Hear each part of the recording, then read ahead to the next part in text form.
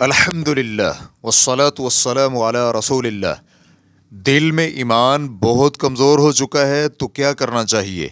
سوال کیا گیا ہے۔ ہم ایک عرب اسلامی ملک میں رہتے ہیں، لیکن اس کے باوجود ہم نے ایمان کا ذائقہ اور لذت محسوس نہیں کی۔ ہمیں اس بات کی شکایت ہے کہ اللہ کی یاد دلانے والے اہل خیر ناپید ہیں جو ہمیں اللہ کی یاد کروائیں۔ تو اللہ تعالیٰ آپ کو جزائے خیر سے نوازے، ہمیں کوئی مفید نصیحت کریں۔ الجواب بعون اللہ سبحانہ و تعالی۔ نمبر 1، آپ کثرت کے ساتھ قرآن پاک کی تلاوت کریں اور تلاوت سنیں، اور اس دوران حسب استطاعت قرآن پاک کے معنی اور مفہوم پر غور و فکر کریں۔ جس چیز کو سمجھنے میں آپ کو دقت ہو تو اپنے علاقے کے اہل علم سے ان کے متعلق معلومات لیں، یا پھر بذریعہ خطوط دیگر اہل سنت علماء کرام سے رہنمائی لیں۔ قرآن کریم کی تدبر کے ساتھ تلاوت کے لیے تفسیر سادی، مختصر اور بہترین تفسیر ہے۔ نمبر 2، آپ صحیح احادیث میں وارد اذکار کثرت سے کریں، مثلا لا الہ الا اللہ، اللہ کے سوا کوئی معبود برحق نہیں۔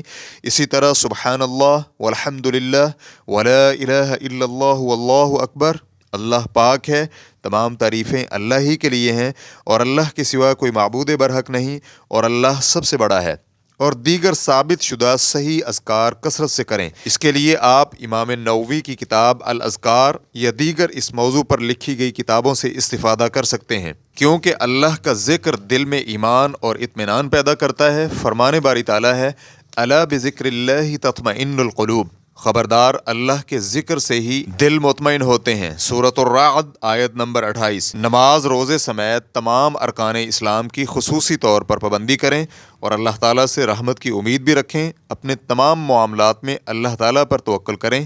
فرمان باری تعالیٰ ہے، انما المؤمنون الذین اذا ذکر اللہ وجلت قلوبهم واذا تلیت علیہم آیاتہ زادتہم ایمانا وعلی ربہم یتوکلون الذین یقیمون الصلاة ومما رزقناہم ينفقون اولئک هم المؤمنون حقا لهم درجات عند ربہم ومغفرۃ ورزق کریم۔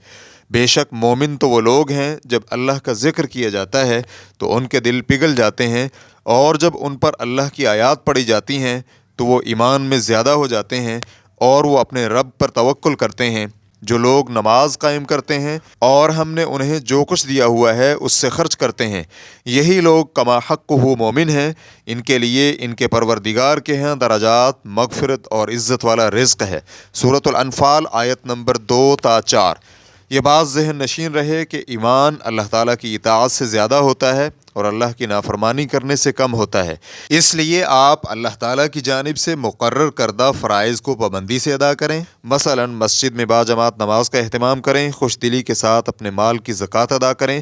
یہ آپ کو گناہوں سے پاک کرے گی، اور ساتھ میں غریب اور مساکین کے ساتھ ہمدردی بھی ہوگی۔ نیز آپ نیک لوگوں کی صحبت اختیار کریں، ان کی صحبت شریعت پر عمل پیرا ہونے میں ممد و معاون ثابت ہوگی۔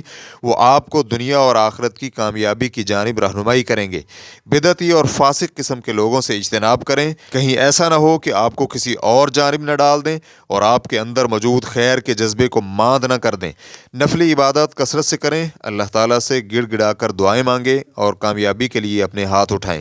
اگر آپ ان تمام امور کی پابندی کرتی ہیں تو اللہ تعالیٰ آپ کا ایمان زیادہ فرما دے گا۔ جو نیکیاں آپ سے پہلے رہ گئی تھیں وہ بھی آپ حاصل کر لیں گے۔ نیز اللہ تعالیٰ آپ کو اسلام کی تعلیمات پر عمل کرنے اور استطاعت کی توفیق دے گا۔